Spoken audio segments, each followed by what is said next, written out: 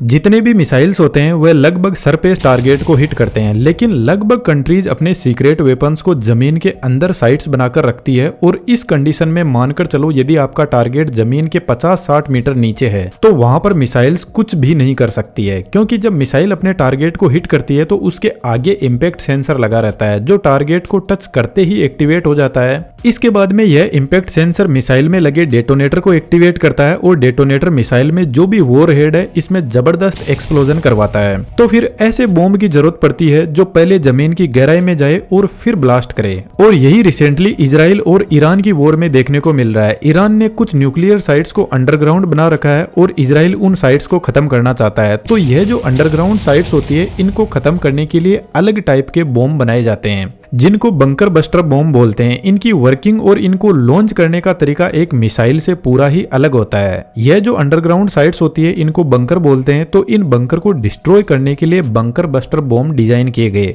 जो अलग अलग डेप्थ के हिसाब से ऑपरेट करते हैं। यहाँ पर आपको मल्टीपल टाइप के बंकर बस्टर बॉम्ब दिखाई दे रहे हैं, लेकिन यहाँ पर सबसे इंपोर्टेंट है GBU-57 जो अमेरिका का बॉम्ब है और यह बंकर को 60 मीटर की डेप्थ तक डिस्ट्रॉय कर सकता है। और देखा जाए तो दुनिया में यही सबसे पावरफुल बंकर बस्टर बॉम्ब है आज के टाइम में। इसकी इंजीनियरिंग को थोड़ा डिटेल से जानने की कोशिश करते हैं। देखा जाए तो स्पेशली अमेरिका के पास में ही पावरफुल बंकर बस्टर बॉम्ब है और यह तीनों अमेरिका के ही है। बंकर्स जो होते हैं वह स्पेशली जमीन के अंदर रीइंफोर्समेंट कंक्रीट से बने होते हैं जो काफी मजबूत होती है। तो इन बॉम्ब की डिजाइन इस रीइंफोर्समेंट कंक्रीट को तोड़ने के हिसाब से ही की जाती है, जो आगे आपको क्लियर हो जाएगा। सबसे पहले बात करते हैं BLU-109 की। यह 1970 में बना बॉम्ब है। इस बॉम्ब का वजन लगभग 900 किलो है और यह 2 से 3 मीटर की डेप्थ तक यानी एक फ्लोर की बिल्डिंग को जमीन के अंदर तक डिस्ट्रॉय करने में सक्षम है। इसके बाद में आता है GBU-28 और फिलहाल इजराइल इसी बॉम्ब का यूज कर रहा है ईरान के बंकर्स को डिस्ट्रॉय करने के लिए, जो लगभग 6 मीटर की डेप्थ तक जमीन में जा सकता है, जो 2 फ्लोर तक की बिल्डिंग को डिस्ट्रॉय कर सकता है। इसका पूरा वजन 2300 kg है। यदि एक इंसान से इसकी साइज का कंपैरिजन किया जाए तो आप इसको देख सकते हो। इसकी टोटल लेंथ 19 फीट की है और इसका डायमीटर 13.5 इंच का है और इसके सेंटर में इसका वॉरहेड रखा रहता है जो लगभग 300 kg के अराउंड है, जिसमें 80% TNT और 20% एल्यूमिनियम पाउडर होता है।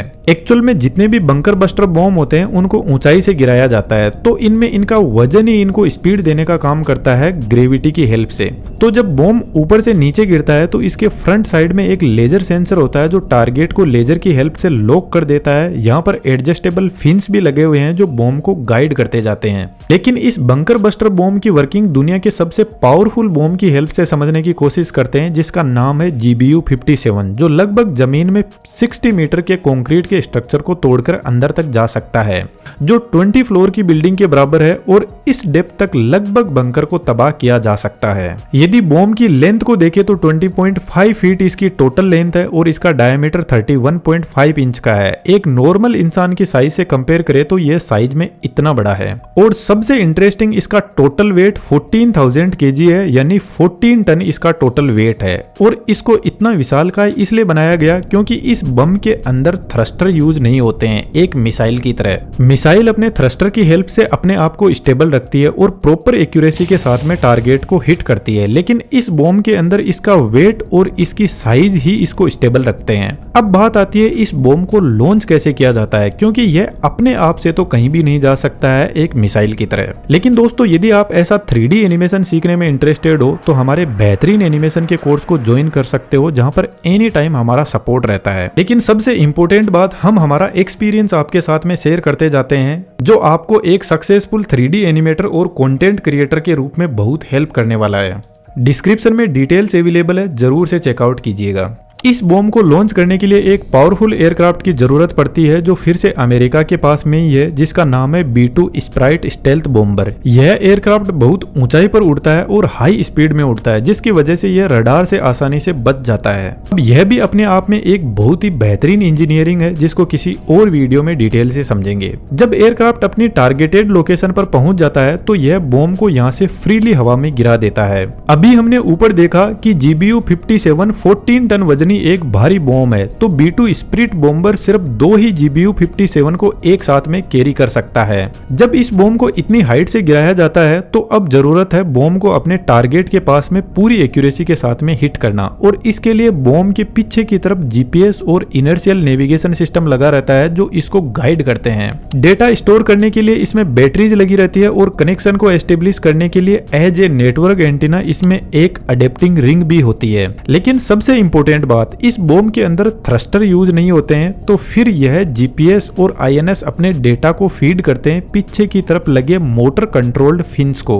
और यह फिन्स कुछ इस तरीके से एडजस्ट हो सकते हैं जो बॉम्ब को परफेक्टली अपने टारगेट की तरफ डायरेक्ट करते जाते हैं। यदि आपने देखा हो तो सेम ही ऐसे फिन्स यूज होते हैं स्पेसएक्स के रीयूजेबल रॉकेट के अंदर, जिसकी वर्किंग को आप इस वीडियो से डिटेल से समझ सकते हो। अब यह बॉम्ब फ्रीली हवा में नीचे की तरफ गिर रहा है और इसके पास में 14 टन का वेट है, तो यह ग्रेविटी की वजह से जबरदस्त काइनेटिक एनर्जी धारण कर लेता है और इसकी स्पीड माक 1 की स्पीड तक पहुंच जाती है। जब इतनी भारी चीज आसमान से इतनी हाई स्पीड में आकर जमीन से टकराती है तो सिंपल सी बात है, यदि इसकी बॉडी स्ट्रोंग नहीं हुई तो यह बंकर को तो तोड़ना दूर की बात है, यह खुद सरफेस को टच करते ही ब्लास्ट कर जाएगा। तो फिर GBU-57 की बॉडी भी बहुत स्ट्रोंग हार्डन फेरो कोबाल्ट एलॉय की बनाई जाती है।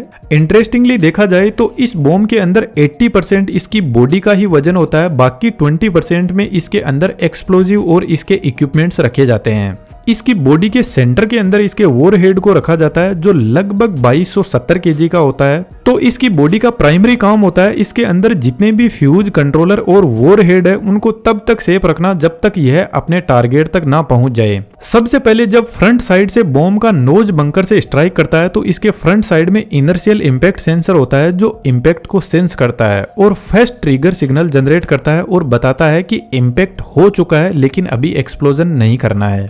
यहाँ से सिग्नल माइक्रो कंट्रोलर और डिजिटल डिले फ्यूज के पास में जाता है जो इंपैक्ट करते ही टाइमर को स्टार्ट कर देता है। साथ में यह इंपैक्ट फोर्स और डेप्थ को भी एनालिसिस करता है, लेकिन कई बार इंपैक्ट होने के बाद में यह सिर्फ टाइमर को ही एक्टिवेट करता है। जैसे इंपैक्ट होने के बाद में 150 मिलीसेकंड के बाद में एक्सप्लोजन करवाना है। तो जैसे ही टाइमर पूरा होता है तो यह सिग्नल पहुंचता है डेटोनेटर यूनिट के पास में और इसको एक्टिवेट किया जाता है और यह यूनिट हाई वोल्टेज और करंट से शॉक पल्स जनरेट करती है जिसकी वजह से जो बड़ा एक्सप्लोजिव कंटेंट बॉम्ब के अंदर रखा हुआ है वह आग पकड़ लेता है। अब हमने ऑलरेडी डिस्कस किया है कि इस बॉम्ब का जो कवर है वह बहुत ही स्ट्रॉन्ग एलॉय का बना हुआ है, तो इसके अंदर वॉर हेड जबरदस्त हाई प्रेशर और टेम्परेचर क्रिएट करता है और एक लिमिट के बाद में यह स्ट्रॉन्ग मेटल टूट जाती है जिसकी वजह से एक बड़ा धमाका होता है। लेकिन जब धमाका होता है तो यह बॉम्ब आग नहीं लगाता है बल्कि इसके धमाके से शॉक वेव जनरेट होती है जो बेसिकली प्रेशर वेव ही होती है। तो अंदर की तरफ जबरदस्त प्रेशर जनरेट होता है जिसकी वजह से बंकर के अंदर इसके स्ट्रक्चर में दरारें आने लगती है और यह शॉक वेव इतनी जबरदस्त होती है कि इनकी वजह से अर्थक्वेक भी आने लग जाता है। अब आप सोचो कि यदि इस बॉम्ब के अंदर हम थ्रस्टर लगा दे और थ्रस्टर से पावर दी जाए तो यह बॉम्ब क्या और ज्यादा डेप्थ में जा सकता है? तो इसका आंसर है नहीं, क्योंकि जब बॉम्ब पर थ्रस्टर लगाए जाएंगे तो इसकी स्पीड माक 3 या माक 4 की स्पीड तक पहुंच जाएगी। तो हमें इसकी बॉडी को और ज्यादा स्ट्रॉन्ग बनाना होगा ताकि जब बॉम्ब माक 3 या माक 4 की स्पीड से ग्राउंड से स्ट्राइक करे तो वह इतने जबरदस्त प्रेशर को सहन कर सके। अदरवाइज तो बॉम्ब सरफेस से टकराते ही ब्लास्ट हो जाएगा और जैसे जैसे हम इसकी स्ट्रॉन्गनेस बढ़ाते जाएंगे वैसे वैसे इसकी कॉस्टिंग बढ़ती जाएगी। इसी वजह से इसमें थ्रस्टर्स का यूज नहीं किया जाता है। यदि आप ऐसा एनिमेशन सीखने में इंटरेस्टेड हो तो डिस्क्रिप्शन में डिटेल्स है, जरूर से ज्वाइन कीजिएगा। इसके अलावा चैनल को सपोर्ट करने के लिए आप चैनल को सब्सक्राइब कर सकते हो। Thank you.